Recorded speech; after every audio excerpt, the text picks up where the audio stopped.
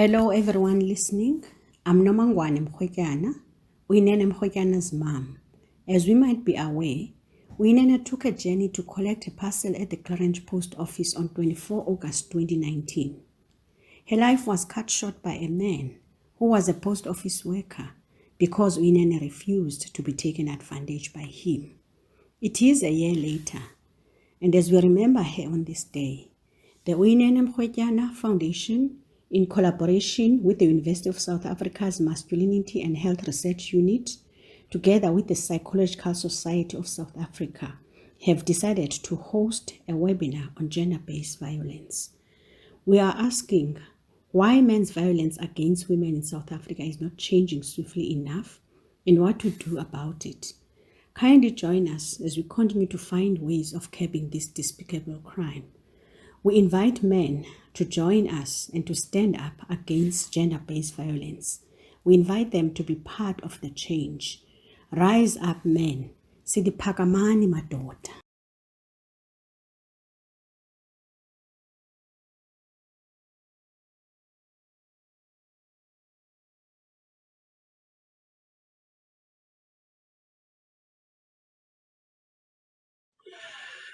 Good afternoon, friends, colleagues, partners, South Africa, Africa, and the world. My name is Kopano Ratele. I direct the Masculinity and Health Research Unit, which is a joint initiative between the Medical Research Council, the South African Medical Research Council, and the University of South Africa, and is located within the Institute for Social and Health Sciences at UNISA. In yesterday's paper, the Sunday Times, here in South Africa, Philani Nombembe and Tanya Faber have a story with the headline, 1 year since Uyinene died. And in the story, they quote Mrs Mrwetyana. I don't know whether she's around. She likes to keep to herself. This is my impression over the last few months. They say, for Uyinene's mother, Norma, the anniversary of the death of her daughter, 19 years old and a student at the University of Cape Town at the time, is just the latest painful reminder of her loss. The past 12 months since the passing of Uyi have not been easy for us as a family, she said. The period has been characterized by countless sleepless nights, a mixed bag of emotions ranging from hurt and sadness to anger and frustration. We have amongst us here a lot of psychologists, but also a lot of ordinary people who would understand these emotions. Norma says, however, we have realized that this is a lifetime experience we can never take away. By the grace of God and the support we receive from people from all walks of life, there has been a sense of comfort. Thank you, Philani Nombembe and Tanya Faber, for that story. Let me tell you quickly, before I introduce the panelists, how this came about. Earlier this year, I received a call from Norma. And this was the second call, I should tell you. She says, Kopano, I would like us to work together. I didn't know what to do with this, except, of course, to say yes. Norma said, well, could you help us, the Uyinene Mrwetyana Foundation, to, in particular, with regard to this webinar, to focus on men? As you saw in that video, which was made for us by Candice Olivia Porcher, working with our intern, Pascal Richardson, who is in the seminar. We have put together a campaign. It will be probably, I hope so, as long as we're around, a lifelong and enduring campaign using the face and the life and the passing of Uyinene, but also the thousands, the multitudes of women in South Africa who are experiencing violence, who die at the hands of men. Of a poignant point here is that Mrs Mrwetyana's daughter took a last breath at the Claringe post office in Claremont in Cape Town. But she comes and says, I would like you and us to focus on men. She says, I'd like the men to rise up and let's reduce this, stop it. Today, the Uyinene Mrwetyana Foundation, the Psychological Society of South Africa, and the Masculinity and Health Research Unit are hosting this, the 1 year mark of what happened to Uyinene. And it is both a time to reflect and to say, what can we do? What can you do? What can we do about masculinity, about men's violence against women in particular, and children and other men? We have a panel of speakers, 4 main speakers and 2 respondents. I will introduce them as they come up onto the podium, as it were, starting with Professor Floretta Bunzai, who I introduced in a second. Their bios you will have seen, so I'm not going to read the bios so that we can save time. What I want to do is make a couple of announcements. The first one is this has been made possible by an amazing collaboration by the Office of the Psychological Society, by the Presidency, and by the incoming President.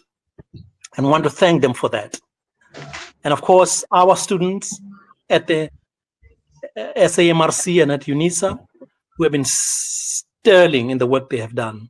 I have mentioned the artist Candice Olivia Porcher. You can follow her on Instagram and I think on Twitter. She's doing an amazing work. And she just said, can I work with you?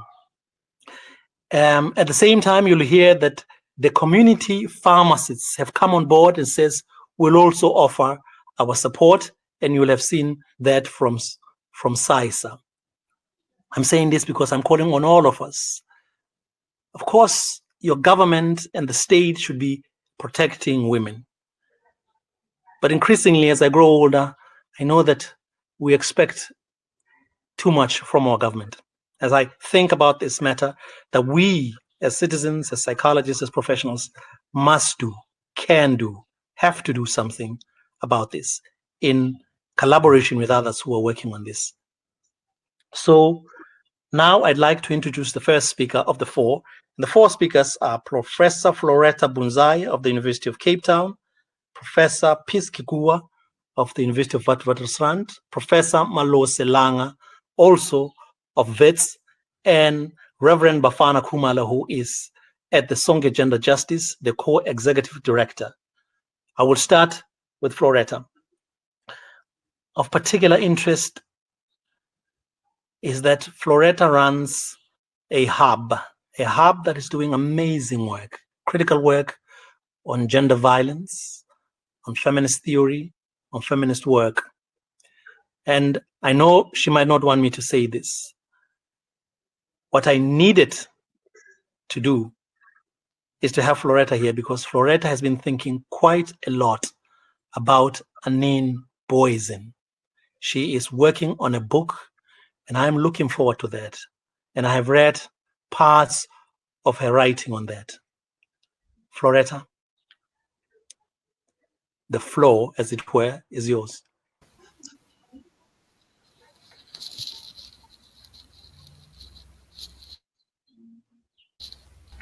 Thank you, Kopano, for the introduction.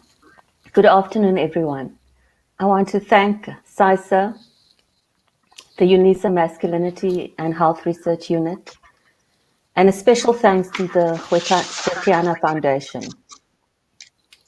I greet you today in memory of Uyinene Mrwetyana and many other women who had died as a result of men's violence. In June of 2018, a woman that I call Lee was interviewed about her life story at a women's shelter in Cape Town. Lee began narrating her story by talking about her husband's abuse and violence as an embarrassment.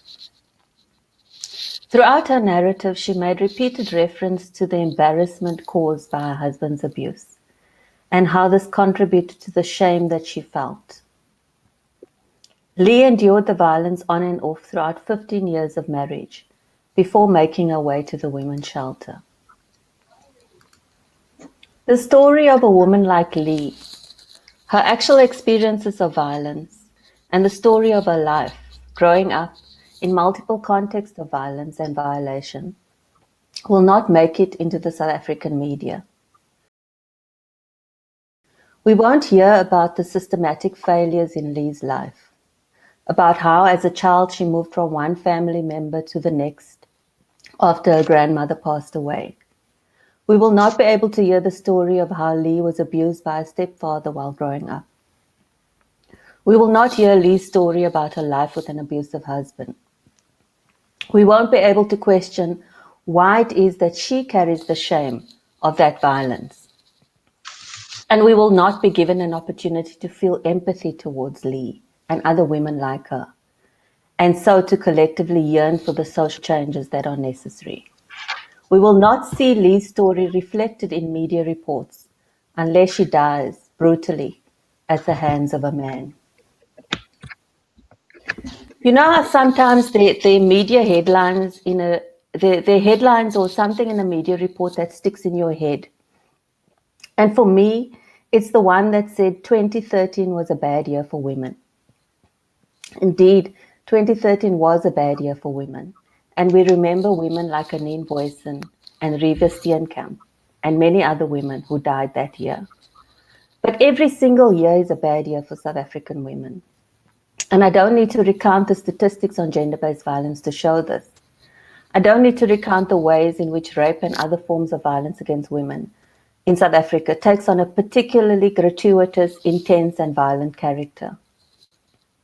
In this short input today, I want to focus my response to the broader question on what to do about men's violence by talking about how we should think about shifting and shaping public consciousness about violence, about patriarchy, misogyny, and sexual entitlement.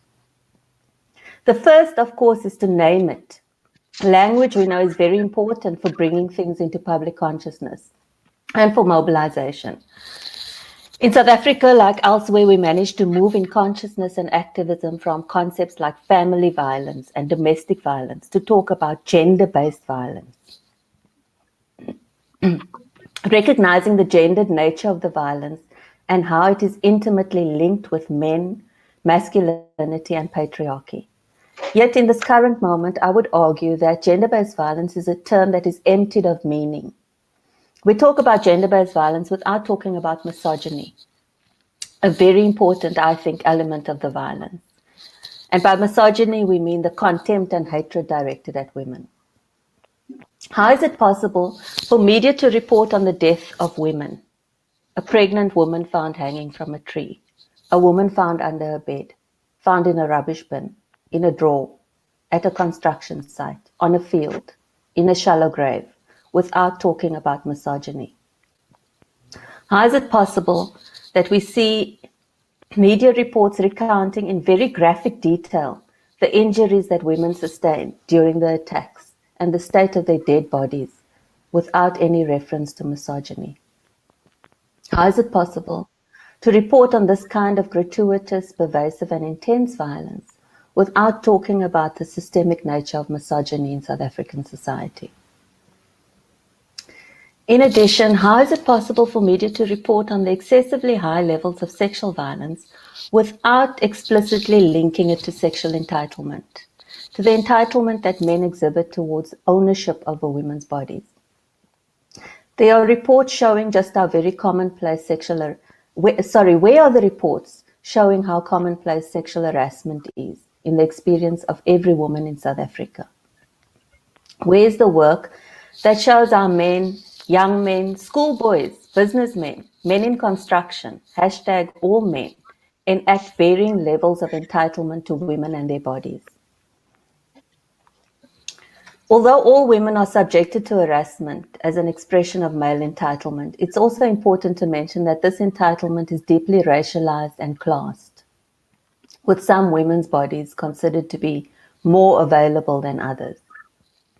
From existing research, we know how deeply entrenched sexual entitlement is, how women in intimate relationships, for example, talk about this entitlement as an almost normalized aspect of their heterosexual relationships. We also know that men's sexual entitlement also marks out who may be considered to be legitimate victims of violence, with only certain categories of women who come to be considered as innocent victims. We also know how closely linked notions of sexual entitlement are to widespread and commonplace ideas of victim blaming. Here we can think about the descriptions in media reports of Karabo Mokoena, who died in 2017, as a young person who loved money and who loved the high life.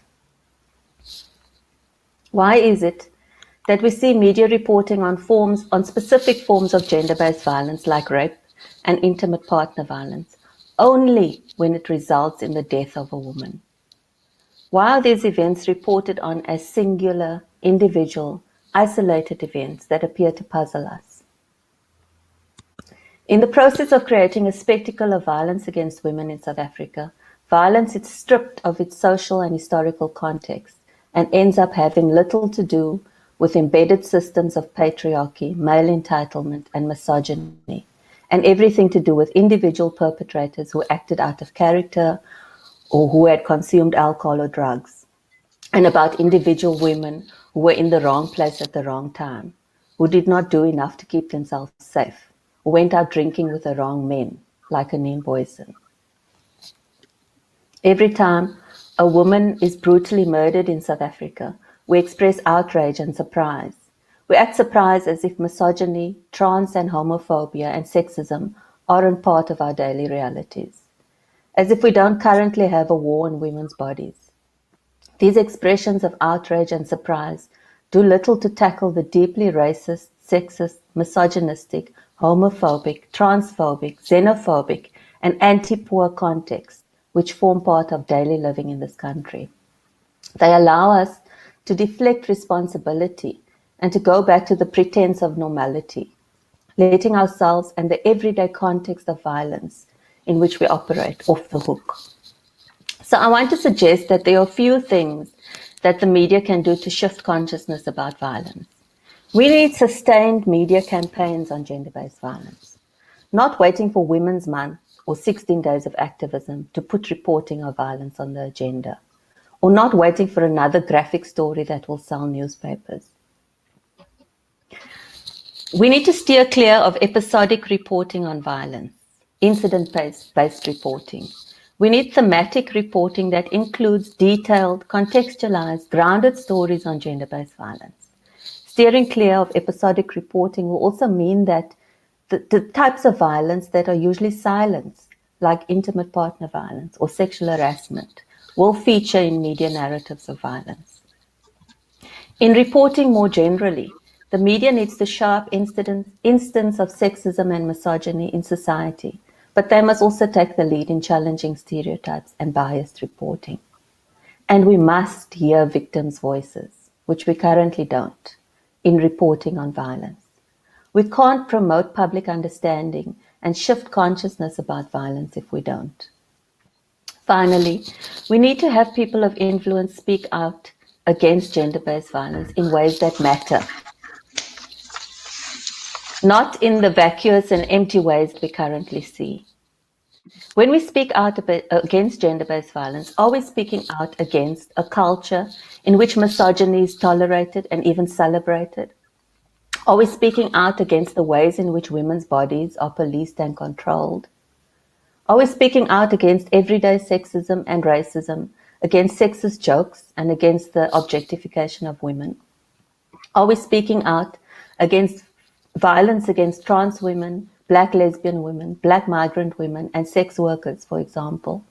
And in speaking out, are we making connections between different ideologies of hate?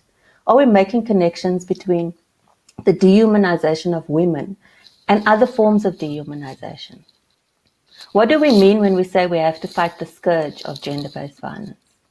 If by saying that we mean to refer to just a few of the above, then we might just be able to do something meaningful to shift collective consciousness about sexism, entitlement, misogyny, and about gender-based violence. Thank you. Thank you, Floretta.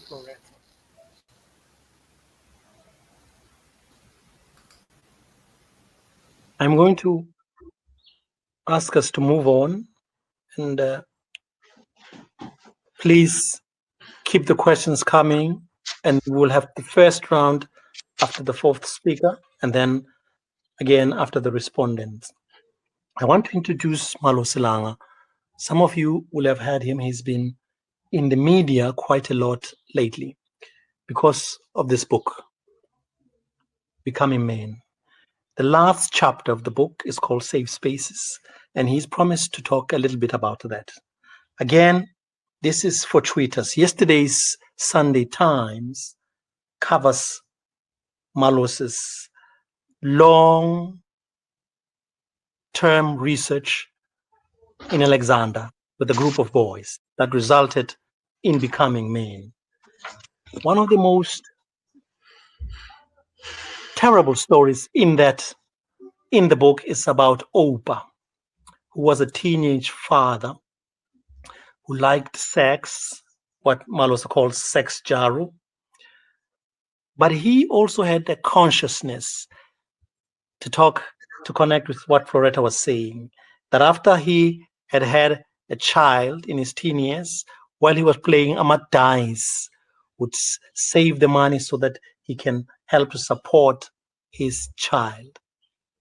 One day, Opa, coming back home from work at night, where he was working part-time, was killed. So the violence we are talking about is atmospheric, as I said in the blurb. It's pervasive. It is men's violence against women. It is men's violence against children. It is men's violence against other men. Malose is with Wits University, but also SOP, and I think the CSVR. Malose, could you step up to the podium, please?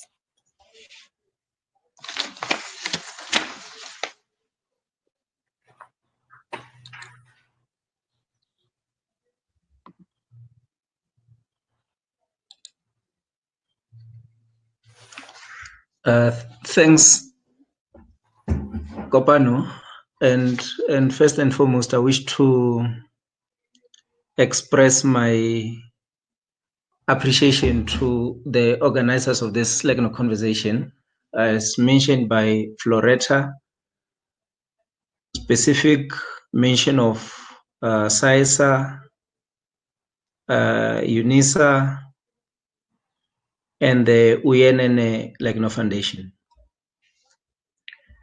And obviously, for conversations such as this, you prepare, and then there's someone that speak before you. You quickly make some changes.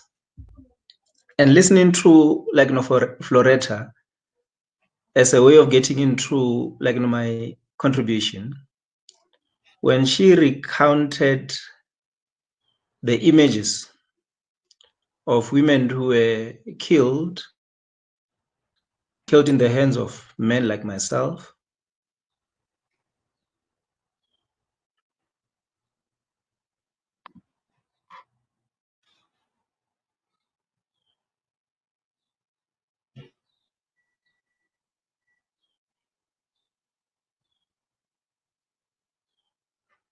with that feeling of indictment as a man.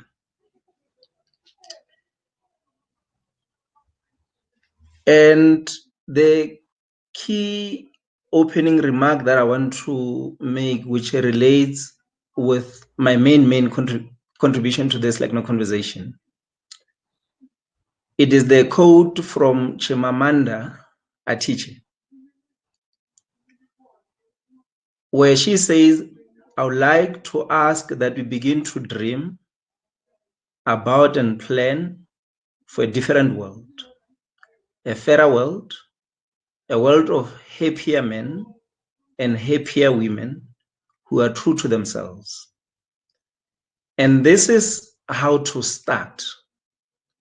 We must raise our daughters differently. We must also raise our boys differently. Close quote. So the 3 points that I wish to make based on my many years of working with boys and men.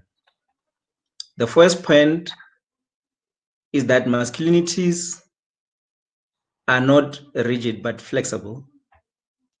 Masculinities change over time and across cultures. The third point, change of masculinities is possible, though this change is happening slowly. So building on Floretta's presentation, there are a few specific practical recommendations that I want to make. That we need to debunk the boyhood code amongst young boys in creches and primary schools. The code that boys must be tough, must be strong, emotionless. And boys get indoctrinated into this boyhood code. And this indoctrination into the code, I argue in my work to say, is characterized by shame and humiliation. These are comments that we make. No boy cannot cry. No boy can be faster than that. No boy can be stronger than that.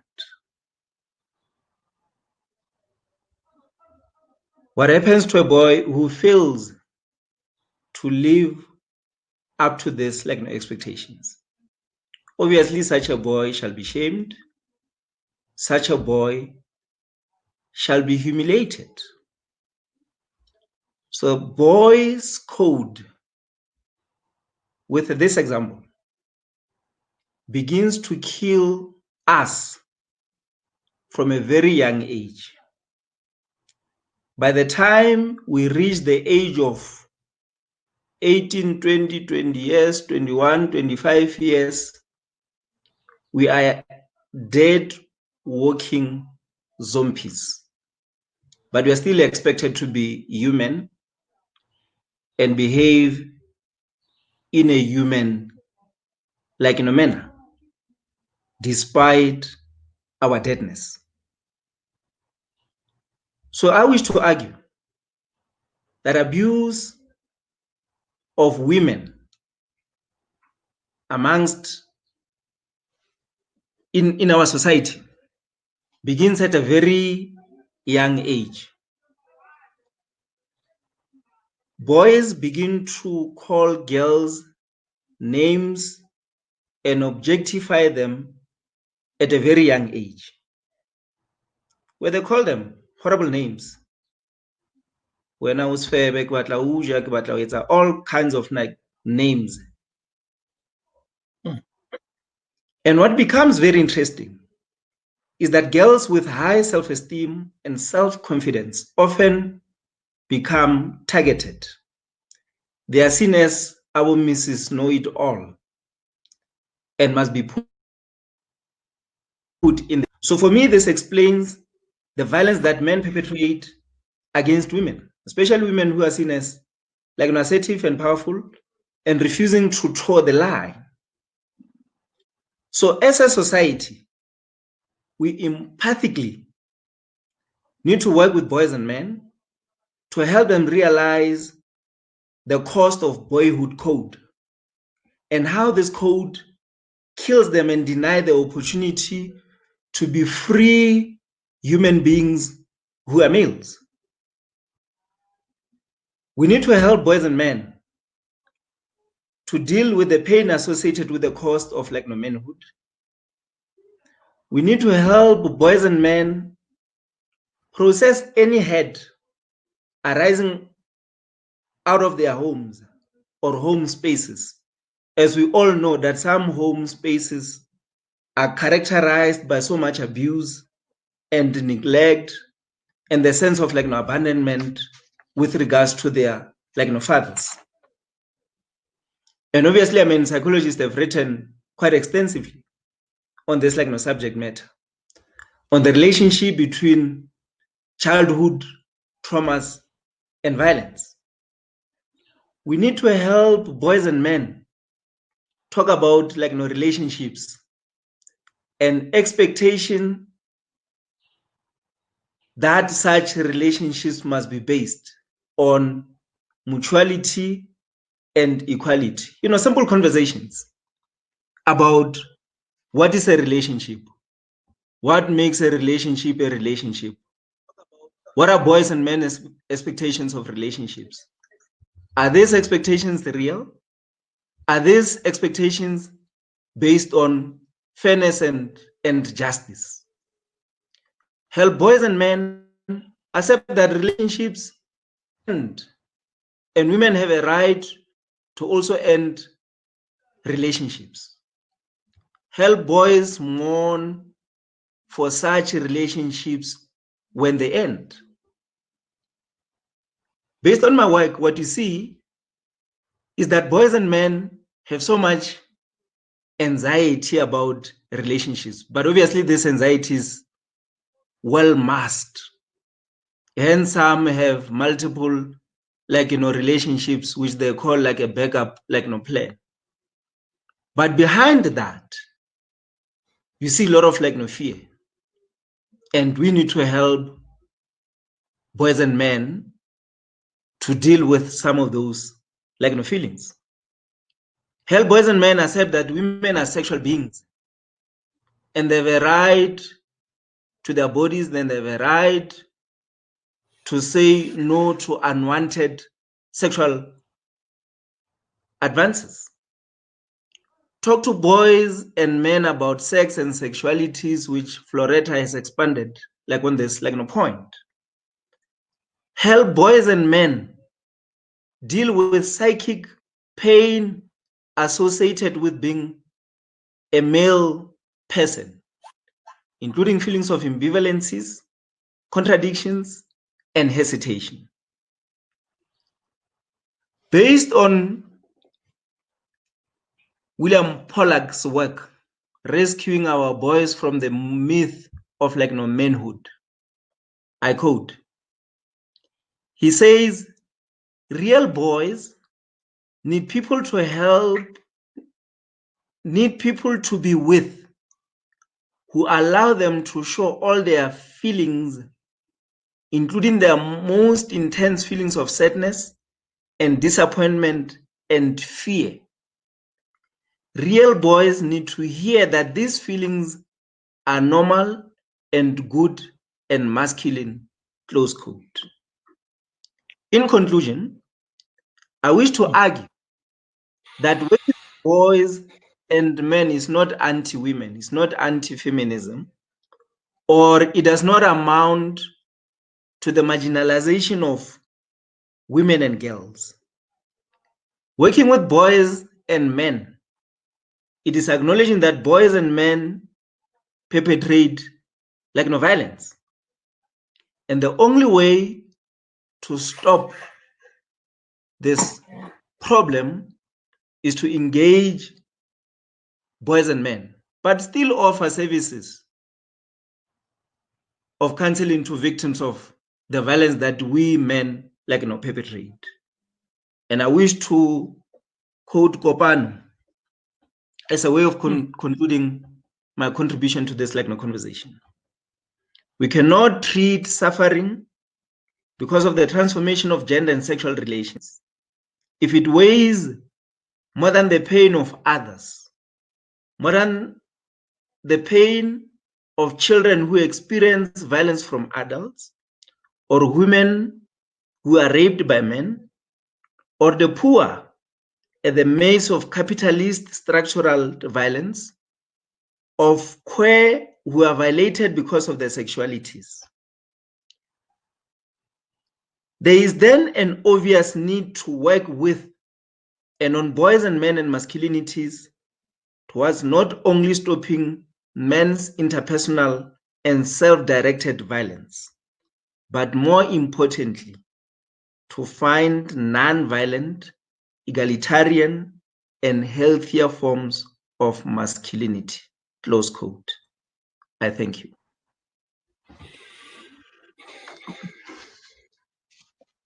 Thank you, Malose. We have our second big take home from this. Masculinities can change and talk to boys and men, keep talking, talk and talk and talk. And psychologists are trained to do this. We have to do this at a massive scale. The first one was we have to shift consciousness. This is where we are going to win. We're getting the way we're going to get out of this storm.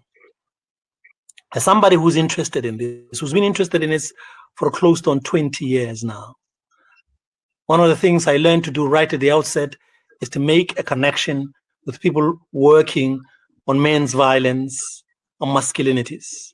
An organization that's been doing this for a long, long time, that many of you will know about, is Sonke Gender Justice. Reverend Bafana Kumalo is the co-executive director of Sonke.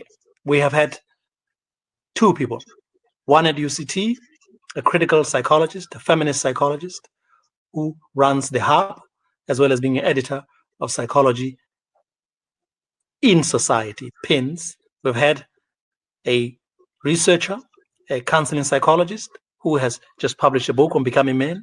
Now, someone who has been doing this at a practical level, advocacy, protests, going to communities as part of Sonke Gender Justice, but also in other spheres of his life, is Bafana. Bafana, you have our attention. Thank you very much, Kopano, and thank you to Saisa for inviting me to this space, and Unisa. And I also want to acknowledge Umama Mrwetyana, who is in this meeting today on a very important day as we look at the question of engaging men to end violence against women.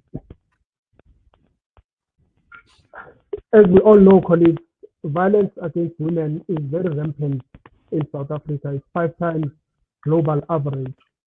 We know that 3 women are killed by their intimate partner every day in our country. Women are not safe, not just out in the streets and in the workspaces, but are also not safe in their own homes.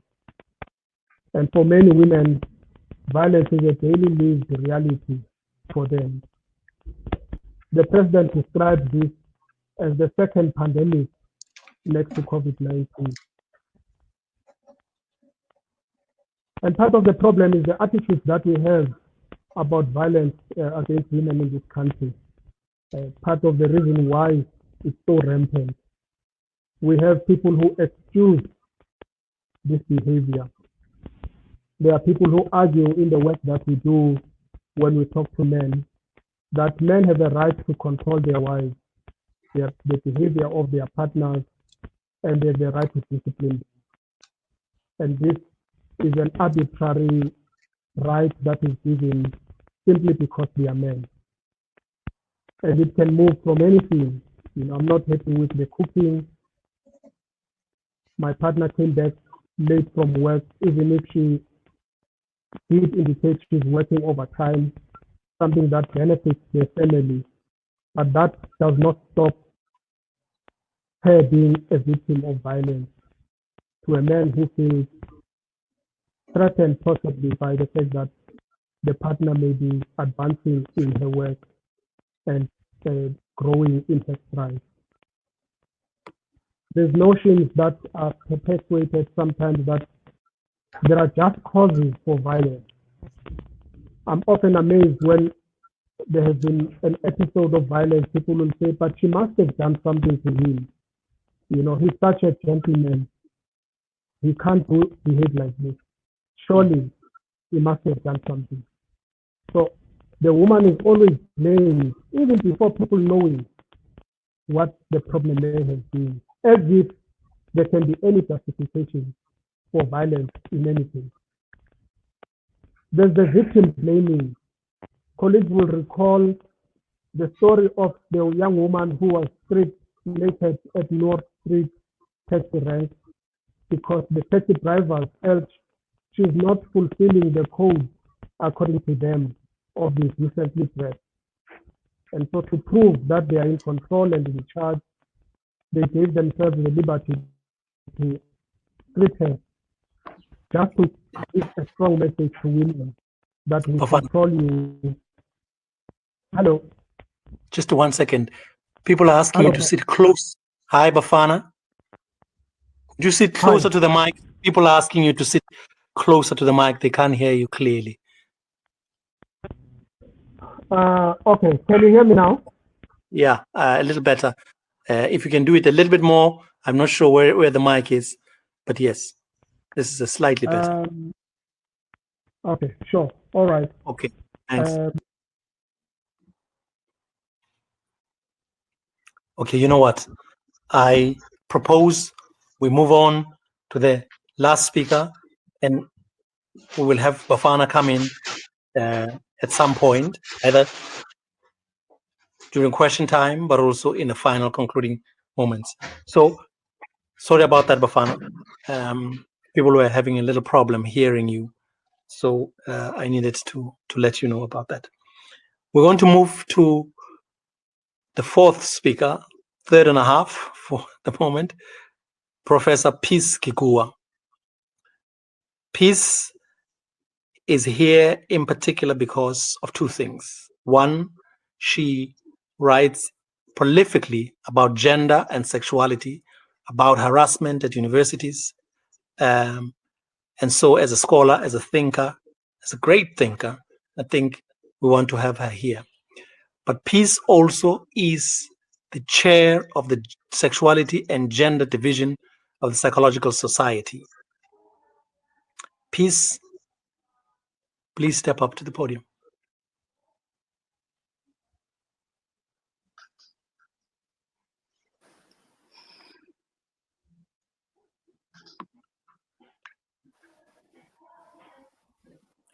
Hi, Kopano. Hello, everyone. I'm not sure if I can be heard or seen. Can I? Okay. Good afternoon, everyone. And I would like to start by just saying a heartfelt thank you to people who have taken the time to participate in this conversation. And it's a very difficult conversation to be part of because there's just so much that you can say about men's violence towards women.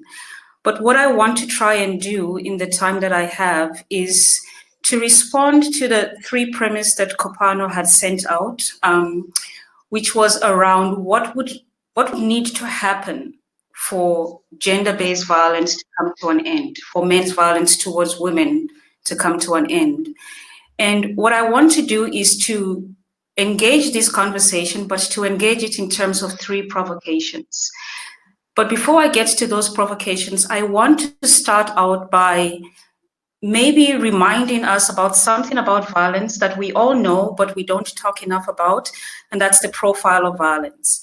And what I mean by that is I want to talk about something that violence researchers have described as the causal pathways of violence. And what they mean by this is the idea that violence in all its forms has a lot of intersecting factors, multiple factors that affect or that cause violence. So we know about the issues around access, issues around social capital. We know about disrupted community. We know about disrupted family life. We know about geography. We know about institutional and structural violence. So I don't really want to rehearse all of that. But what I want to do is to use this as a basis for starting to think about what else needs to happen. In other words, we know what causes men's violence towards women. And I think that there's something else that needs to happen in addition to all of the work, the wonderful work that's being done in terms of trying to understand what forms of violence, where does violence happen, when would it happen, who is most at risk, and all of that. And I think what needs to happen is a kind of theorization of violence, a critical theorization of violence, of men's violence towards women. And that means we need to grapple with something else. We need to grapple not just with the what questions, the where questions, or the how questions, but we need to grapple with the why, right? So I'm going to start off by saying that quite substantial work has been done in terms of trying to engage this why. But we're still at a loss, right? We hear the news. We know family and friends close to us. But we still grapple with the why. We're still at a loss in trying to account for this. So the issue here is there value in us revisiting this? And I think that there is. And this brings me to my 3 provocations. My first provocation has to do with what Floretta has already mentioned, and that's the idea of patriarchy, right? But I don't just want to say patriarchy and leave this alone. I want us to really sit with this and think about what does it mean to understand patriarchy, right? And to understand patriarchy in men's violence towards women. And I think very simply, very, very simply, we need to start with the basis that we have to be clear what it is that men's violence towards women is about, right? What is it about? And it's about one thing. It's about the regulation of social life, right? And this happens in 2 ways. Violence towards women is material, right? It's very real. Women get beaten up, women get raped, women get abused, and women get killed. So we know this, violence is material. But the other thing about this regulation of social life is that violence is also symbolic, right? In other words, every woman knows what it means to live in fear, right? Violence is symbolic in the sense that it incites fear, it incites a culture of threat. And so we are always navigating our movement and our lives and our relationships in line with this symbolic formation of violence. So having said that, this is part of what it means to understand patriarchy and violence, that men's violence towards women is always an effect of power, and it's a power that does certain things. It disciplines. But having said that, I want to also think about patriarchy as more than just about attitudes. We hear a lot about changing men's attitudes.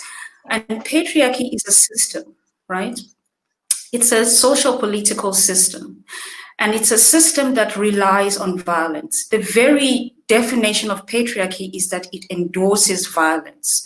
It endorses violence towards women. And what that means is that we need to start grappling with the ways that we want to think about dismantling this system, right? Because patriarchy demands of all of us, men and women, it demands of all of us certain things. It demands that there are particular stories that we cannot speak about, right? The story that Floretta started off with, the story of Lee. We don't hear these stories. Patriarchy demands our silences. Patriarchy demands that there are particular secrets that have to be protected. Patriarchy demands that the private and the public must be kept separate. patriarchy tells us how boys and girls will be raised, should be raised. We learn gender roles in patriarchy. We learn patriarchy in the institutions that all of us participate in. These are institutions of family, institutions of community, institutions of church, and even the institution of the school. And the ironic thing about these institutions is that they are not institutions that we just visit at every given moment in our lives. These are institutions that define us, that give us a sense of identity. They are a source of community for us. So that's the nub, right? Because we learn patriarchy in these institutions, and yet they are a source of our life, of our living. So there's a particular quote that Bell Hooks talks about, and that's the idea of what it is that patriarchy does to men. We know what patriarchy does to women, right? But for a moment, let's talk about what it does to men. And she says, patriarchy demands of men that they become and that they remain emotional cripples, right? So if we start with that, it started to get us thinking about some of the stuff that Malosi has been talking about, these affective economies that men have to learn to become men in, right? Becoming emotional cripples. The big thing here for Bell Hooks is that the crisis of masculinity, the crisis that faces men, is not a crisis of masculinity, right? So that's the other thing that we get wrong. It's not about change in masculinity. There is no crisis there. The real crisis is a crisis of what she calls patriarchal masculinity. And I think that distinction is very, very important in terms of trying to think through some of these issues. So that's my first provocation. How do we get to grips with patriarchy, right? My second provocation is trying to think a lot more practically around what can we do in terms of society, right? And initially I have started off thinking about primarily the criminal justice system, but I also want to argue that maybe that's not the way to think about this. In other words, we don't want to think about one particular institution or social agent as having the sole responsibility. So what Kopano said earlier about we need to shift from the government and the state, right? They're important, but all of us need to be doing something. And so I think possibly what needs to happen here is that we need to revisit again this profile of violence that I started out with. And to think about violence as polycausal, right? In other words, it has multiple causes. And if we think about violence as having multiple causes that intersect, that often also contradict each other, that means we need to think about more than just the criminal justice system. We need to think about a whole range of services. We need to think about policy. We need to think about the idea of nurturing psychologies and practices, right? So we need a comprehensive basis, not just for intervention, but for thinking through what it means to actually shift masculinities.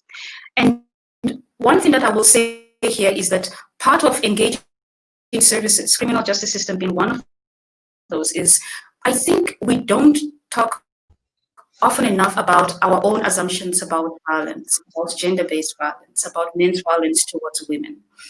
We don't talk often enough about the assumptions and the meanings that every one of us has about violence, right? And we're all working with those frames of reference.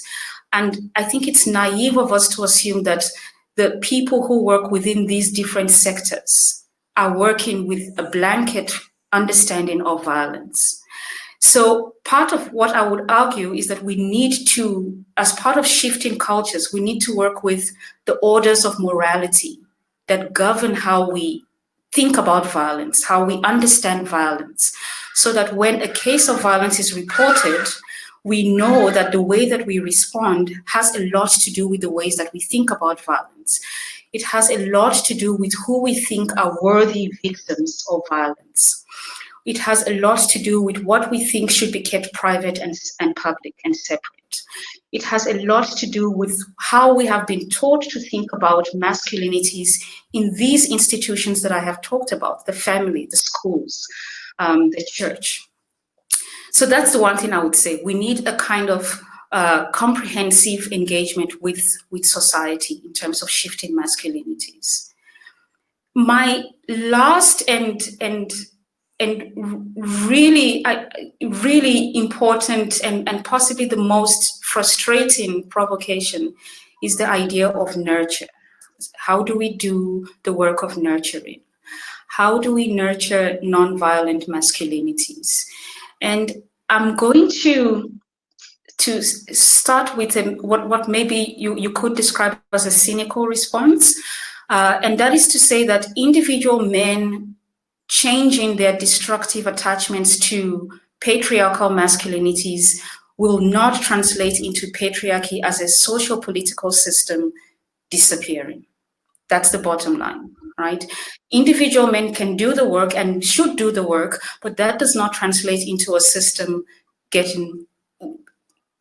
disappearing altogether. So if I start there, I think what that does, it's a very sobering place for us to start, actually. Because what that means is that patriarchy cannot just be gotten rid of because we change our attitudes. Something else needs to happen here. And this is back again to the idea of thinking about violence in terms of a comprehensive way. Violence as polycausal, right? So that means every sector of society needs to be part of this. It cannot just be about attitudes. It cannot just be about self-esteem, right? All of this is important, but that's not it. That's not all of it. And I think what this means is we need to engage multiple sides. We need to engage these sites where the ideologies of masculinity, the practices of masculinity, of patriarchal masculinity continue to operate. And so we need an engagement with patriarchal masculinity that is more than just the material forms of violence. It's not just about the material ways in which men practice being men. It's not just about the discursive ways that men construct their identities as men, but it's also about how all of this is secured in an emotive way, right? This is very important. There's a logic to patriarchy that is more than just the material, that is more than just the structural, that is more than just the discursive. It is also emotive. And we need to think about the ways that that is important, that these attachments take hold. So dismantling patriarchal culture is the work. Who should do this work? I think it's a work that needs to happen with both men and women. We must do this work together. But I think it is also work that needs to be done separately as well. And saying this, I want to also talk about a predicament, right? There's two predicaments here. The one is patriarchy hurts men and women. We know this. But the predicament here is that men hurt women. So how do we engage these two realities where patriarchy hurts all of us, but there's also a reality where women are hurt by men? Right? How do we engage that? And I think this is why there's work that needs to happen together, but there's also work that needs to happen separately. There needs to be an acknowledgement of the hurt that patriarchy has done to men. And I concur 100% with what Malosi has said before. We need to engage the fear, the shame, the humiliation that boys have been socialized into boyhood and that men have been socialized into manhood. We need to acknowledge this hurt, but we should also not lessen the responsibility that men must take up. That is important. And there's no negotiation around that. We need to acknowledge the hurt, but we need to not lessen the responsibility. And part of this not lessening the responsibility is that men must confront the denial of patriarchy in their lives. Men must confront the denial of patriarchy and the impacts of patriarchy in their lives. And part of that is that we need to confront the ways that there seems to be an easy equation that is made between domination and abuse in terms of a privilege, right? The privilege that men attach to the power that they have over women.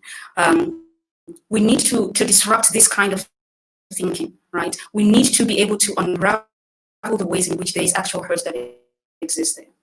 And then my last point that I want to make in line with this idea of nurturing is I know I'm speaking rooted in the discipline of psychology, but for a moment I want us to not psychologize nurturing, if that makes any sense, but to rather politicize it, right? And what I mean by that is there's a very important question we need to ask here. How do we nurture, or what does nurture look like in the face of structural inequalities, in the face of disrupted community, in the face of disrupted family life? What could nurture look like?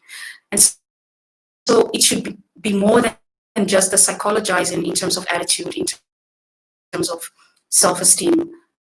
All of that work is important, but if we have these conversations outside of an awareness of the history of trauma that affects the way we can do nurture, that we can do nurturing work, then we're going to be running around in circles. Thank you.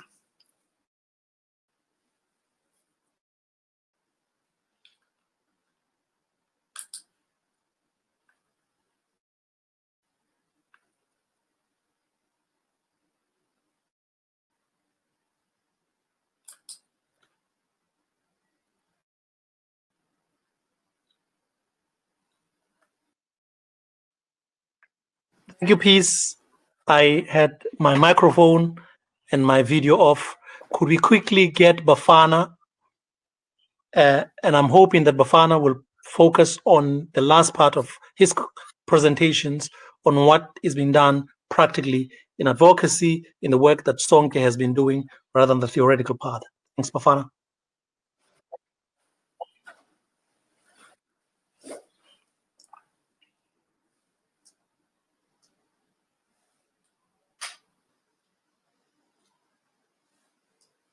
Okay, Bafana, you're not getting through. Okay, I'm sorry about that, Bafana. We're going to take questions, and I'm sorry that you will not be able to respond to the questions. To all of you who are here, I am looking through the chats, and some of the comments and the questions are fantastic. And as always, I would like to take as many questions as possible, but we have a limited time. We have now under 1 hour, and we're going to get 2 respondents. But before we do that, I'm going to ask our respondents to respond to some of the questions.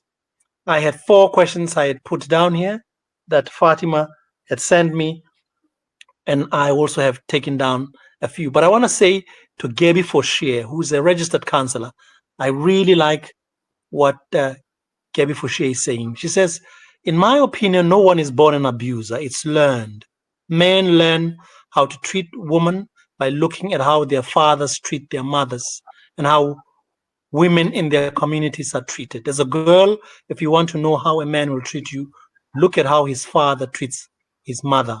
By observing things over a long time, you subconsciously learn a behavior, and in a fit of rage, without thinking you can portray that behavior. My point is that the best way to fight gender-based violence is to somehow promote better role models in a community. Well, Gaby Fauchier, this is the kind of work that is really important. And everything you say is on point, as people say. But this is a lot of work. Community engagement is long-term work, and there is no minimizing or getting around that kind of work. But thank you for that comment. Here are 4 questions. Probably each one will take one, but Bafana is not coming through. So I'm going to pose 3, and you can pick anyone you like. I want to start with one by Jennifer Manikam. This is a difficult one, a very difficult one. She says, I'm struggling to find the source of this violence against women. That's basically a big question. How can we undo the harm that created this monster that preys on women, girls, and boys? That's the first question by Jennifer Manikam. Anyone can respond to that. The second one by Raylene Govender. How can we influence culture in South Africa to bring about change? It's a question of culture.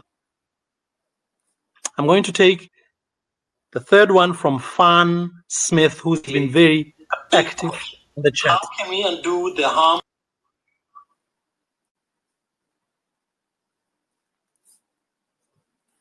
I hope that you had all my questions.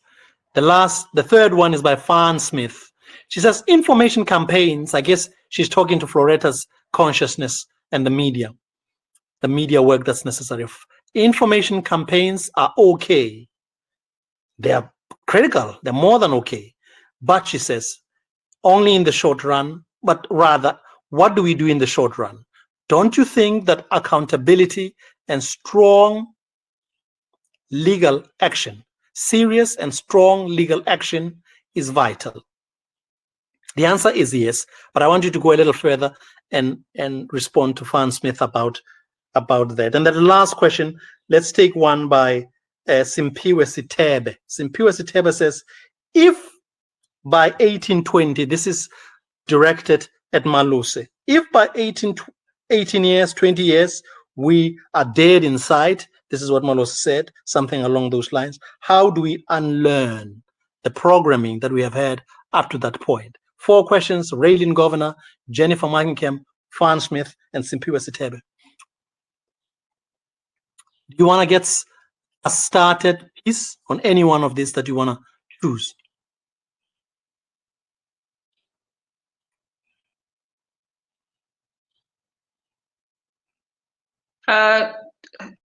Thanks, Kopano. I'm not sure if you're fine with my voice or you want me to put the video on as well. Please, we want to see you. People want to see you. Okay. Thank you to the listeners for these very, very important questions. And I think they're actually quite very difficult questions because there isn't an easy answer to this. So I'm going to take the first one on the source of this violence and how can we undo the harm. And it's a very complex, difficult thing to answer because to think about violence against women in South Africa today, we also need to do what Floretta had mentioned in her presentation, which is to not think about gender-based violence as separate from other forms of violence in society. I think that's the one thing. And to think about the ways that violence is interconnected in the ways that we think about dehumanization, in the ways that we think about relationships to self and ourselves, in the ways that we think about community, and in the ways that we think about nurturing, right? So the very idea of violence is that it is anti-nurture. That's the definition of violence. It's against nurture. Whether it's against nurture of oneself and it's against nurture of the other. So to think about violence in that way. So I think one of the important conversations we need to start having is to think about conversations around gender-based violence that link with the other forms of violence in society, and to think about the histories of these violences. Which means that we cannot start thinking about gender-based violence as if it's a new thing, as if it arises out of a vacuum. It actually arises from a history of trauma, a history of violation, a history of dehumanization. And so what we very much see is the history in the present, right? And there's other ways that we can think about this violence and the harm that it does. And I really like Malosi's idea of dead zombies walking, right?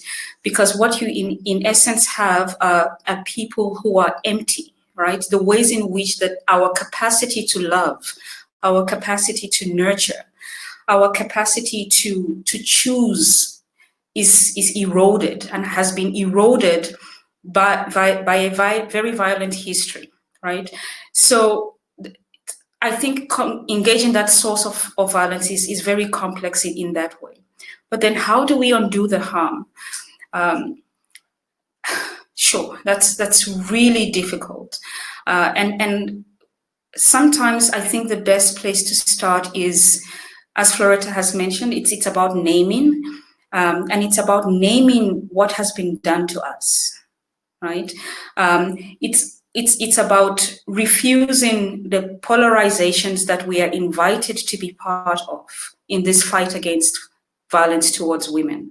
And there is a polarization that's at work here.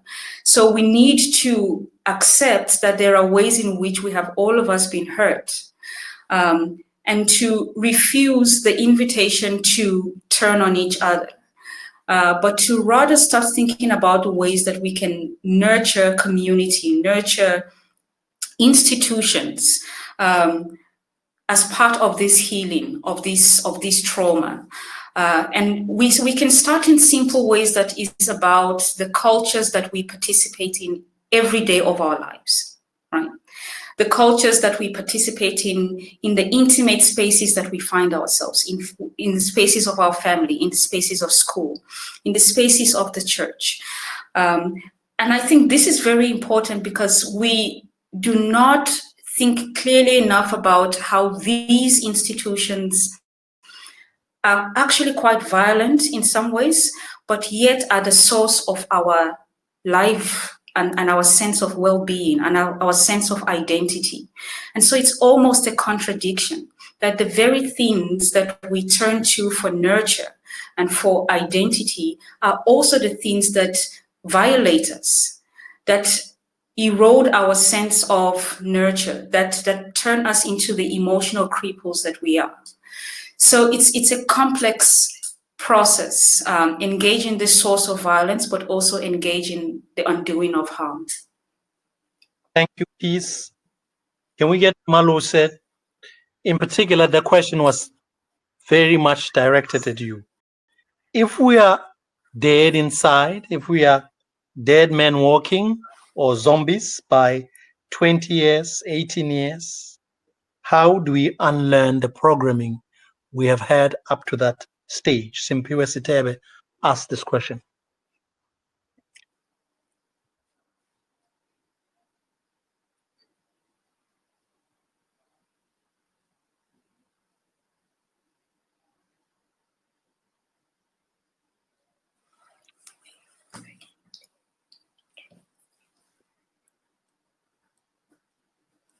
I'm going to ask the speakers to be, just to maybe be on the ready all the time, rather than struggle to get back on.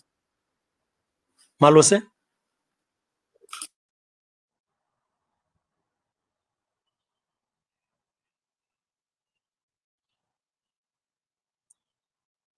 Malose?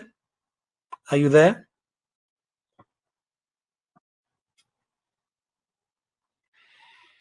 Looks like Malose was also struggling. Floretta, are you there? Hello, Kopano, I'm here. Any of the two questions. The one was accountability and serious. Malose, you were there.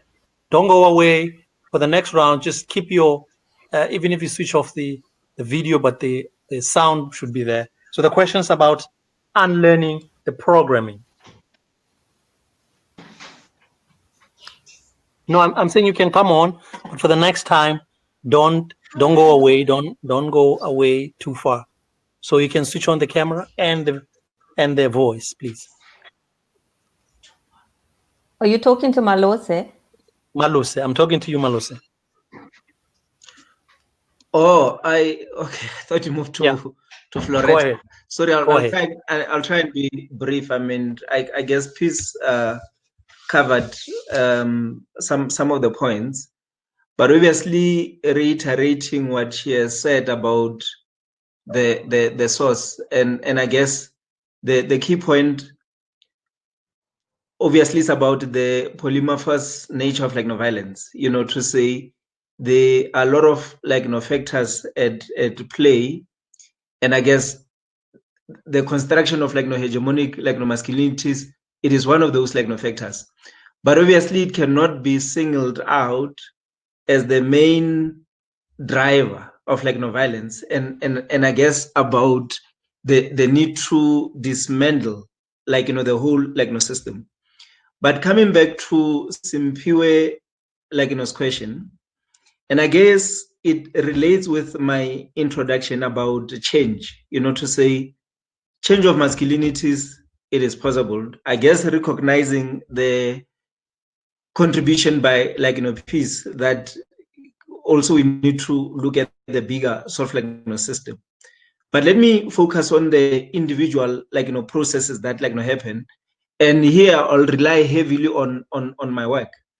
To say, when you talk to young boys, and you've created a safe space for them to realize, I guess, also their victimhood, to say they also suffering from the consequences of the bigger sort of system. Some within their own individual sort of spaces, they begin to negotiate the tensions and the ambivalences of what it means to be a male person who's living in a particular community with all kinds of pressures and expectations. What you begin to see is around, obviously, some, let me give you an example. They work in workplaces that are unfortunately some highly racist. They work in workspaces which some are highly homophobic. And obviously, they need to make sense of being a young Black, in this case I'm using race, person, and working in a work environment that is sort of racist in nature, or working in a space that is homophobic in nature. And obviously with that process is that continuously one has to go back to the self and sort of reflect. But I guess what is happening right now is that given the fact that we are faced with this problem of gender-based violence, we're looking for quick solutions. We're quite disparate, and in our desperation, we want to see the results tomorrow, and we are not prepared to invest in those processes of slowly seeing change happening. And I'm of the view to say it does not matter that it has happened 10 years ago. If we all invest our resources, I guess, obviously on this platform, we have many psychologists. And then all of us, I can imagine, if we're to implement community interventions, which we are able to assess them in terms of the effectiveness, and we invest maybe for 5 years to 10 years, come 15 years later, we may begin to see some results. And I think that's how I want to conclude my response to this question, to say we just need to invest and obviously fight this problem at different levels, at an individual level, at a societal level, at a national level, also at a global level. Thank you so much, Marosa, for that. I think I want to underline that for all our speakers. It is something I share. If you are going to see the results of nonviolent men today, you are setting yourself up for disappointment. But if you say 18 years from today, if you're going to talk to this whatever young man or this baby right from now, you will see the effects of that in 20 years' time. And this has been shown in some studies, that you do this today and 20 years later you're forgotten, but you have planted that seed right now. So we have not done much of that work, and hopefully we're at the beginning of that, given the national plan. Floretta, could you take the last question if Bafana is not there, and then we're going to move to the response from Tandy Matthews, and then Mwiselo Porter. Hopefully they are getting ready. The question, there are two questions. You can take any one of them. The one is on culture by Raylene Governor, another about Fan Smith by about information campaigns are okay, but only in the short run. In the long, or rather in the short run, what we need are serious, strong legal action, isn't it so? Yes. Okay. Thanks, Kopano.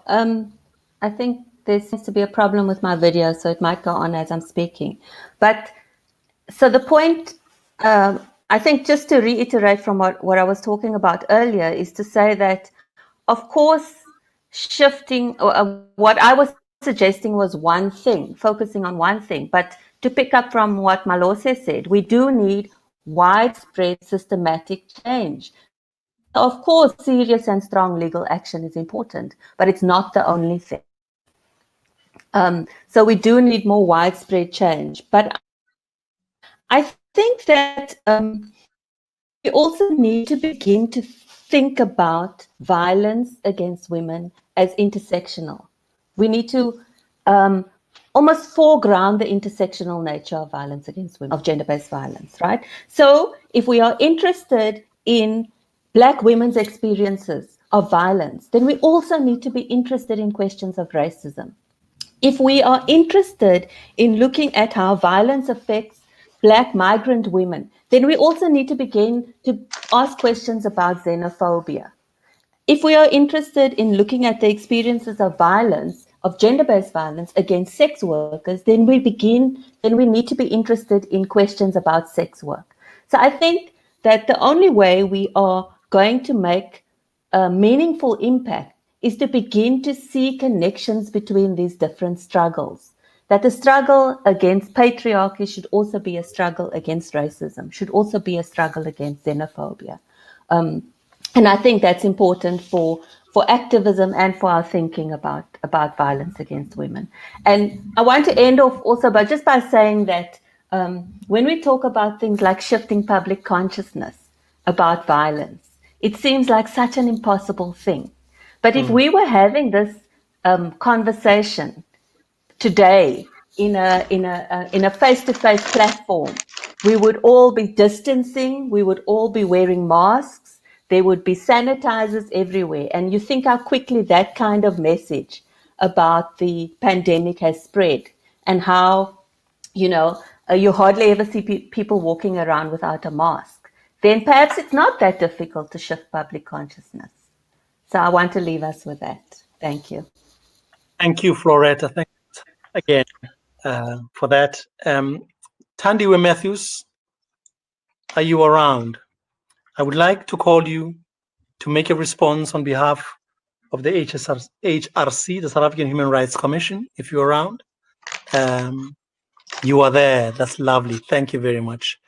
Let me just do a quick, I'm not going to read bio because we're running out of time, but I want to thank you for joining us from the Human Rights Commission. And we have had a conversation about this, about the work that you do in the commission, but also about a little hesitation because the Gender Commission is supposed to be working on this. I shall tell you that the person who brought this to our attention, and he was perfectly right, is Seth Cooper. Seth Cooper says, look, you can talk among psychologists and the broader audience. I see people in Ghana. I see Amanda Kotler. I see Casper Van Zyl, and a lot of other people here, and students and psychometrists and counselors. But the South African Human Rights Commission is sitting in a position as a Chapter 9 institutions, and they've been doing work around, of course, racism, but also they have done work in universities. So we would like you to just take 5 minutes or so and just have a response on anything you have heard, but also on work that the Commission has done over the last number of years. Thank you so much, Prof, for having me. And thank you for having the South African Human Rights Commission at this very important webinar.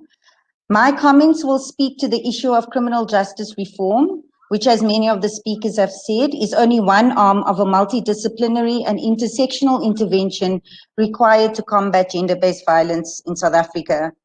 Every year during Women's Month, South Africans express outrage at the scourge of gender-based violence and femicide gripping the country's landscape. Our country is dealing with a crisis of epic proportions when young women cannot be safe in public institutions such as the post office or college without the fear of being killed. The United Nations Special Rapporteur on Violence Against Women has highlighted that South Africa is still characterized by divisions on the basis of race, class, and gender inherited from its violent apartheid past. We know that the GBV pandemic in South Africa is rooted in unequal power in gender relations, patriarchy, homophobia, sexism, amongst other harmful discriminatory beliefs and practices. According to the World Health Organization, in 2016, South Africa had the 4th highest interpersonal violence death rate at 12.5 per 100,000, after Lesotho, which was at 15.4, Jamaica at 15.5, and Honduras at 32.7. Globally, incidents of gender-based violence have reportedly surged as states implement various lockdown measures to curb the spread of coronavirus. 1 week into the hard lockdown in South Africa, more than 2,000 cases of gender-based violence were reported on the police's gender-based violence hotline, estimated to be at least 3 times the rate prior to lockdown.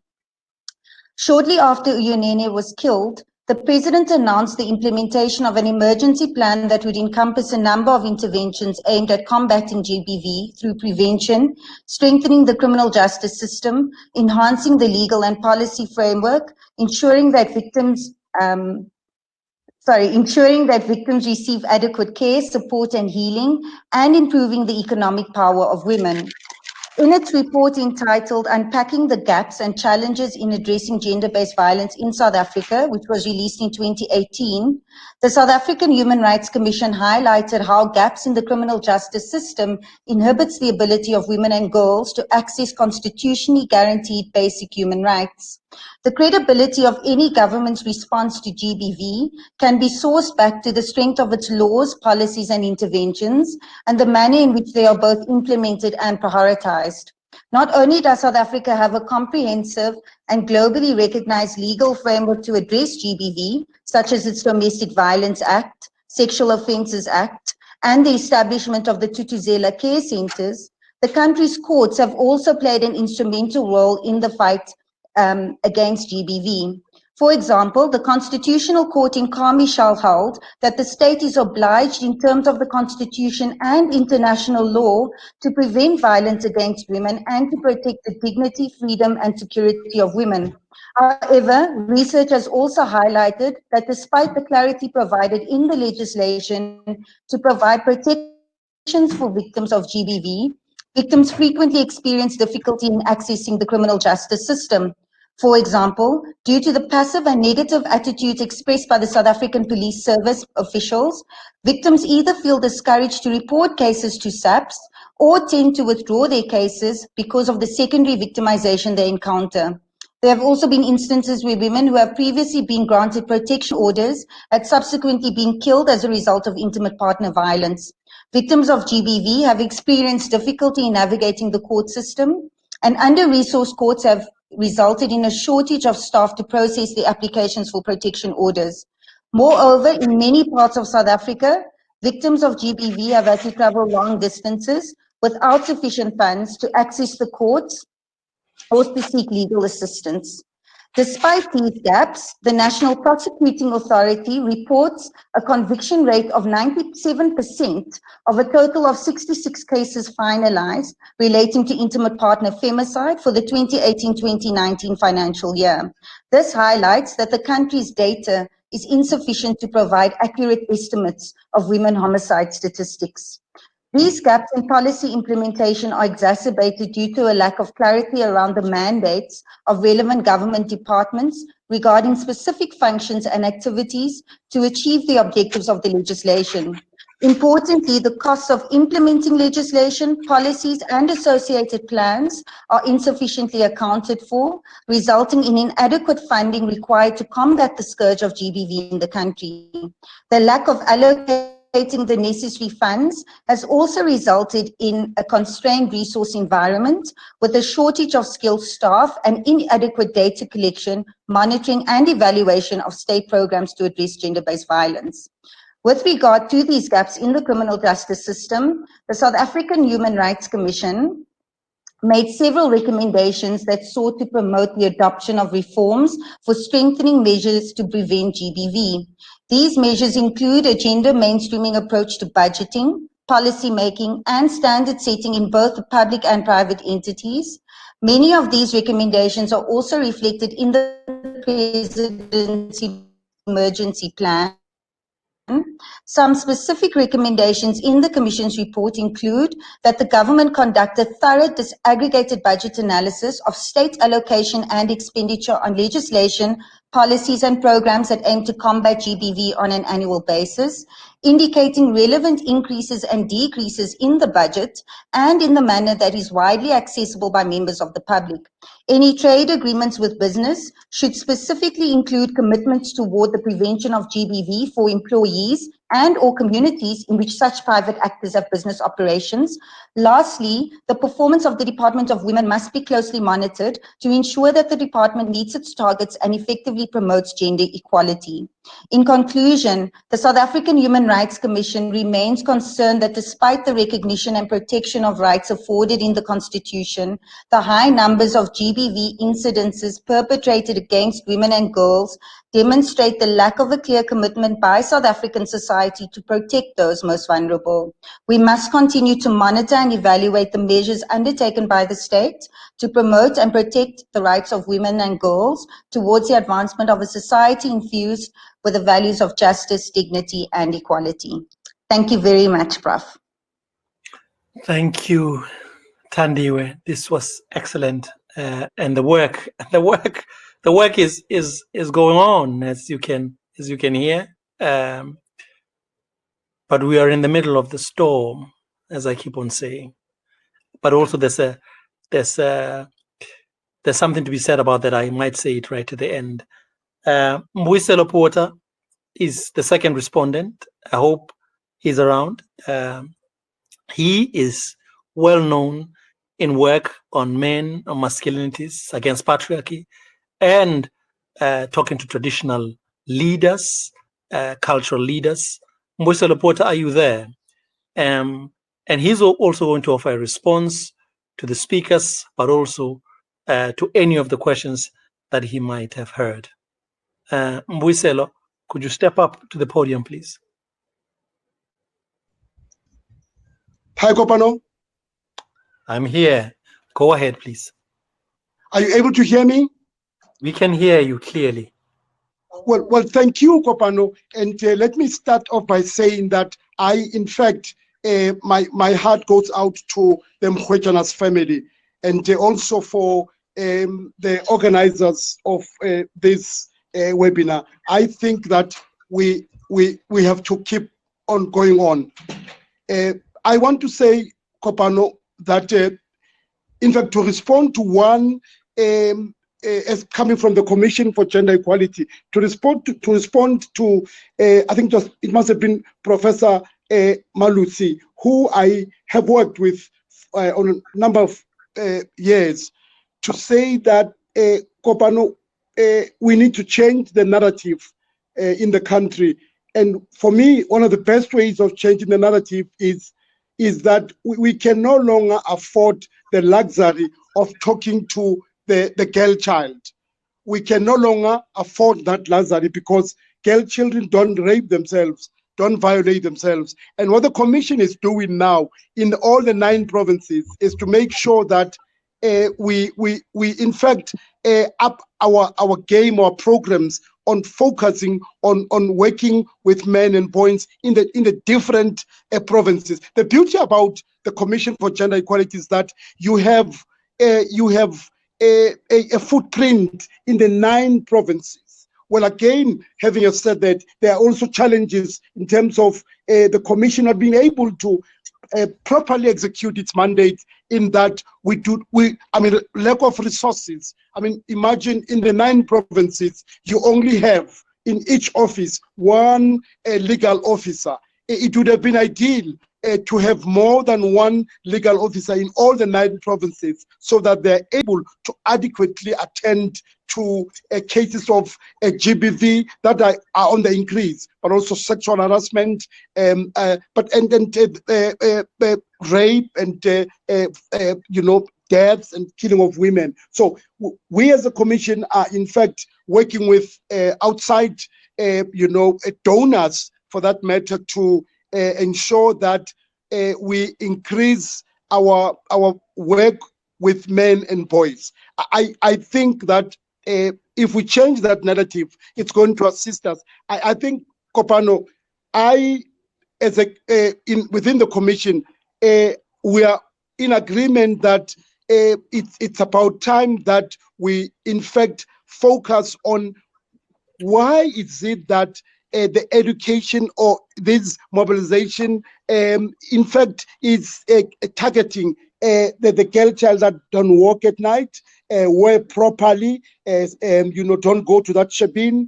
I mean, Floretta spoke to it about what the message about an invoicing, that she was at the wrong place at the wrong time. We don't talk about, but how we don't talk about men respecting an invoicing's body, men respecting Uyinene's body, that it is her body, that she deserves the right to her body integrity. All this for us as a commission, it's going to go a long way in changing what you spoke about. I mean, shifting the public consciousness, Kopano and colleagues. Yeah. Thank you so much, Commissioner Porter. We have about 20 minutes to take questions and to round up. So in the next 10 minutes, I'm going to pose at least 2 questions that I've picked up on the chat for our panelists, but also the respondents. If they want to come in, I'm happy for that. The first question is not rhetorical. It's from Amanda Kotler. Amanda Kotler did work around discourses and violence quite a while back, and she's basically saying like climate change, this has a long history. Gender-based violence has a long history, and this is really important for me to reiterate that there are people in this seminar, but also probably in the most likely, I think, listening, who know that in the 80s, the 90s, there were women organizations who were working against this. In Alexander, where Malose was talking about, Tswaranang was working right there. As a whole lot of people, the CSVR was working.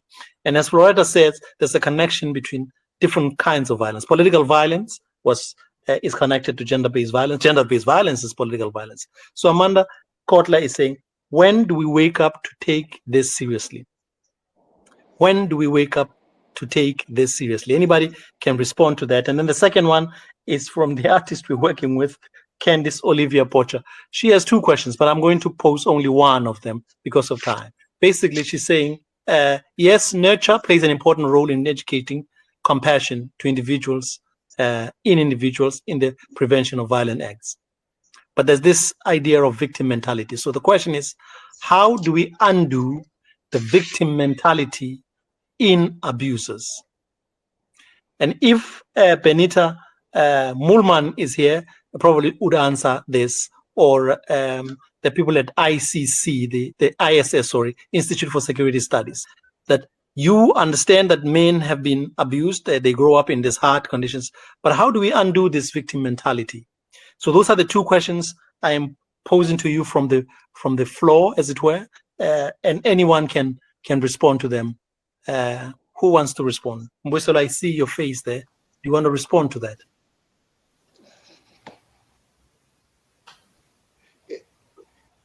Well, Kopano, I think that it's important for us to, in fact, when we work with men and boys, to continue, impressing upon men that there's something in it for us as men when we engage in working with men and boys. I mean, the victim mentality, I think that whilst it's important acknowledging what apartheid has done, how it dehumanized, especially black men, I mean, we must come to a point where all of us men, that look, we cannot continue to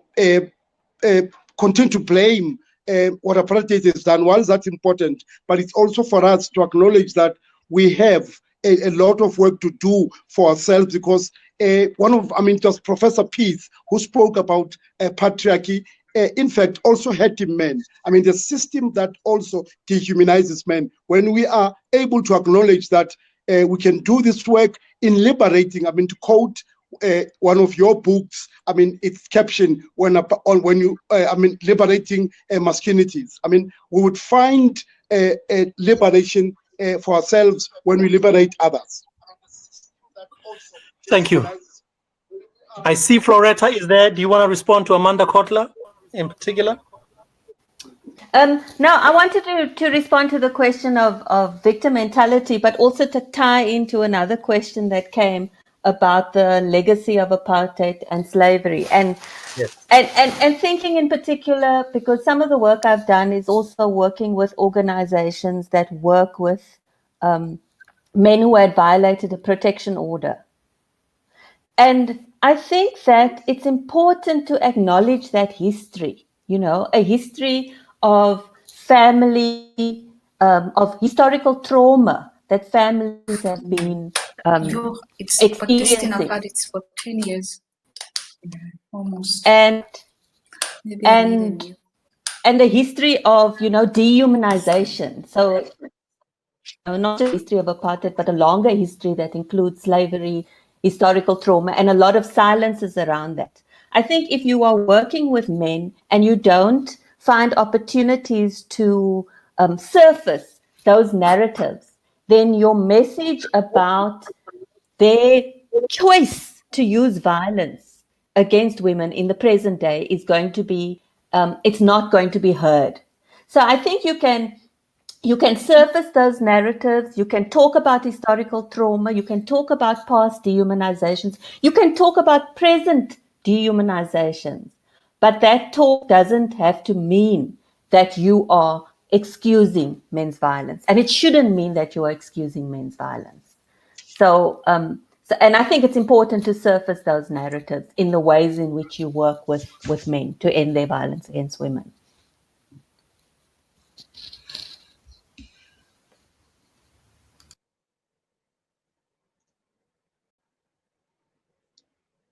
Did you want to say something? Yeah, thanks, Kopano. And I'm going to be quite quick in my response to to the question. I guess we also need to acknowledge that violence breeds violence, and violence breeds trauma, and these are things that we have known for quite some time. But out of many of these conversations, obviously I can imagine we are left with the images of victims, which I think Floretta covered extremely well. But there is also a piece that is missing, the piece of perpetrators themselves, and I know, I mean, what tends to happen is that, look, these people have committed a serious crime, let's not even bother to try and understand them, you know, and the enactment, because which is, because if you look at all the examples that have been cited, we have thousands and thousands of cases, but we have not also made time, because I'm of the view that certain things get enacted in some of these incidents of violence, especially when you look at the gruesome nature, and not to say we only need to analyze the cruel sort of incidents, but there is also a lot that we can learn in analyzing some of these moments, and especially if we're to also make time and listen to the perpetrators and hear them out. And I know a lot of people are more likely to say, look, I mean, that's sort of a no-go area. But if you're to gain a better understanding, we need to meet with the perpetrators and try and understand, you know, in taking into account all the factors that we have mentioned. Maybe also there's something that we can gain out of that, you know, than to simply say this is a victim, you know, sort of mentality. And I think that's what I wanted to put to the fore, Kopano. Okay, thank you, Malose. I think you are speaking also with this experience of having spent 11, 12 years with this group of boys, which is really amazing work.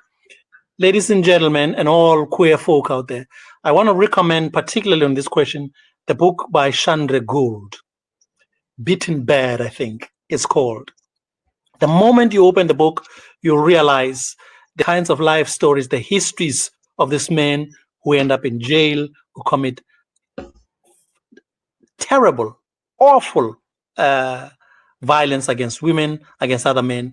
The moment you read that, you start to see that there is no chance. I mean, the likelihood that a man who grew up like this would turn out to be a good man are very low. And Chandra charts this again and again. Here are the men. Here is how they grew up. And you can just see them dropping out of school or going to jail or hanging out with peers who are violent, that they're heading in that particular direction. So the opposite of that is what people have been saying here, both in different ways, but particularly peace. And Malos's work is this. We have to create spaces in our homes, in schools. There are a lot of people who are working here at universities. And I must acknowledge Wits University has given some money to look at violence at universities, but also, of course, in public spaces, at workplaces. You have to do this consistently every week, every month, every year. And in 20 years' time, there will be a change of consciousness. By the way, in South Africa, there has been an increase in consciousness about gender-based violence, including the terms. But what we are still in is the storm. I call it a storm. And I'm going to give Garth to speak. It's like we're in the middle of the storm, but we can't go back. But you know it'll pass, but it's taking way, way too long. You can also think about a river. We are caught in the middle of the river, but we are right in the middle, and we have to get to the other side of the bank. And we need to help each other because a lot of people are being swept away. Women, children. Somebody in the chat said, what about children? Of course, children. Men are taking out, some men, by the way, it's not all men, but a critical number of men are doing such horrific, but also daily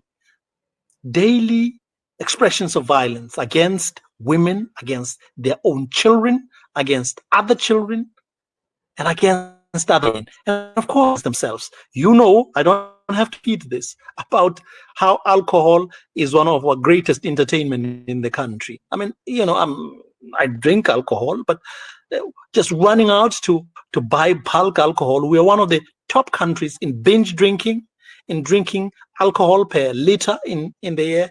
And clearly this is connected also. It doesn't cause, but it's connected to the kinds of violence. To close, I'm going to ask Professor Garth Stevens to close for us. Garth Stevens is the current president of the Psychological Society. And from me, I want to thank you all, in more than 1,000 of you who pitched up this afternoon. I want to thank SAISA. I want to thank our students and our interns and our colleagues.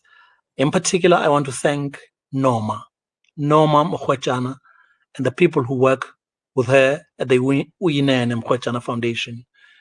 And I forgot to mention Candice Olivia Bocher, who has done the artwork. Last phrase, to put Uyinene at the top of my head, before this seminar, I went to spend some time at the post office at Claringe in Claremont just to see what's happening.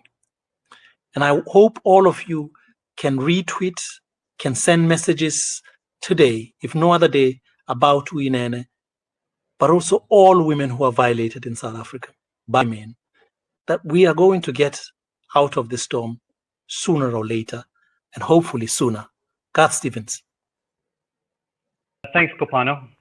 I'm hoping that everybody can see and can hear me. And I really just want to take a minute or two to extend my thanks to all of you here today. This has been a particularly touching and at the same time quite a painful reminder of the losses that we've had to experience as a nation through acts of gender-based harm, gender-based violence.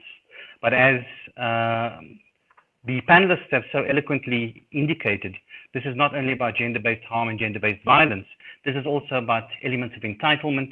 These are elements of misogyny, patriarchy, sexism, and their enactment in the everydayness of our lives. But today was also, in some senses, an important memorialization, a way to remember the lives that have been lost because of gender-based harm, gender-based violence. I also found the reflections, the engagements, and so on. I found the entire space a space to reflect about how it is that we think about and that we act differently around the scourge of gender-based violence, gender-based harm, misogyny, etc. What struck me, of course, and Kopano made this point right at the beginning, was the importance of this being a collaborative engagement. And I think that this is particularly critical in a context like South Africa, where, you know, people like Michelle Foucault, for example, at some point spoke a little bit about how it is that systems of marginalization, of inequality, of oppression, of exploitation are always overdetermined systems. In other words, they find themselves pervading every aspect of the social fabric. And so it is because systems of oppression, marginalization, and exploitation are this overdetermined that collaboration itself is absolutely critical. And it's critical if we're wanting to take the kind of interventions that people have spoken about today to scale. We certainly cannot work in silos. We certainly cannot remain within our disciplines. We have to broaden this. And certainly as someone coming from the Psychological Society of South Africa, this is a message that many of us have been singing and putting out there for many, many years, that actually singular disciplines are not going to be sufficient to be attentive and to attenuate the kind of problem that we see around gender-based violence and gender-based harm. I thought there were some fantastic insights today around entitlement, misogyny, hate, and something that emerged quite strongly again for me was an element that emerged in a previous webinar that FISA hosted, and this is the differential value that we attribute to different kinds of human lives that makes violence possible in the first place. If we're going to get to grips with violence, we're going to have to get to grips with how it is that we construct different levels of what it means to be human, less than human, subhuman, and so on. And there's a psychology related to the value of human life and how we attribute value to human life that I think is going to be quite an important aspect to pursue. We also heard about masculinities not being static, change being possible, but of course this is an immense task. It is an immense task that fundamentally requires a recalibration of the way that we think about child rearing, for example, of shifting codes of gender in our practices of rearing both young girls and young boys to become young women, young men, and beyond. I think another point that was made was really about the importance of re-theorizing violence and really re-theorizing violence to try to generate new understandings that are going to be important, because clearly our stock standard responses are not always sufficient. And here there were a number of points that were made about violence being material, but violence also being symbolic. Violence as being central to the regulation of social life. And I think, again, if we are to really appreciate how it is that violence becomes such an embedded part of our social lives, I think we're going to have to think about the fact that it has also been utilized very deeply as a resource in the social fabric over many, many, many decades. We're going to have to come to grips with patriarchy, with moral orders that decide what life is more worthy and what life is less worthy. The fact that violence is both polymorphous and polycausal, that there are emotional dimensions to this beyond materiality and beyond symbolism. But I think emerging at the end of our conversation today was certainly the point that you have to make an investment, and that is a long-term investment in this process of intervening. There are no quick fixes. There are no easy gains and easy wins. That we have to be invested in this process for a period of time that will be decades in some ways, if one wants to change the nature of culture, the nature of the social fabric of our societies.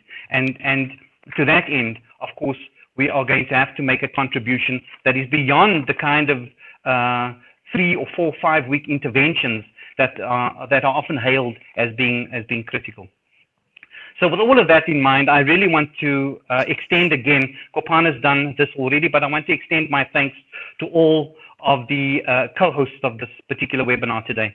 The co-hosts being the UMF Foundation, the Masculinity and Health Research Unit at the South African Medical Research Council and the University of South Africa, and of course our very own Psychological Society of South Africa. Really a great thanks and a big thanks to all of you for all of those people who worked in the background, unseen, the kind of invisibilized labor that goes into all of this kind of work is just amazing. And I really want to extend my thanks to all of you. You are too many to mention individually, but a big thanks to all of you.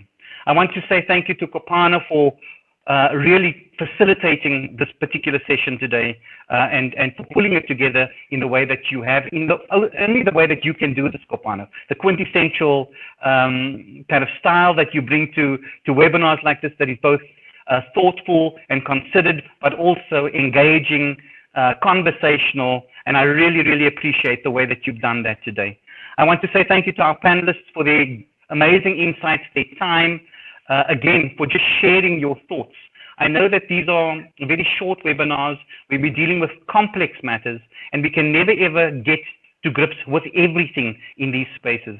But these are spaces to stimulate, to catalyze, to help us think beyond this particular hour or two that we've had together. And so I'm really very grateful to the panelists, to all of you, and to all of the respondents who, again, shared your thoughts about what it is that we need to be doing around gender-based violence in South Africa today.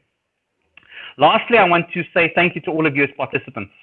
COVID-19's changed the way that we think about sharing ideas and sharing thoughts and sharing conversations and discussions and debates. And I'm absolutely thrilled to be able to see so many people joining webinars like this today, sharing their thoughts in the Q&As, in the chat rooms and so on. It's really wonderful, and I hope that you will continue to join these webinars. Let me make a quick punt for CISA as well and say that this is only but one of many, many webinars that we will host during the course of this year, and we hope to see you at all of those. You know, these at the moment are not webinars that are paid for in any way. We welcome you into our community.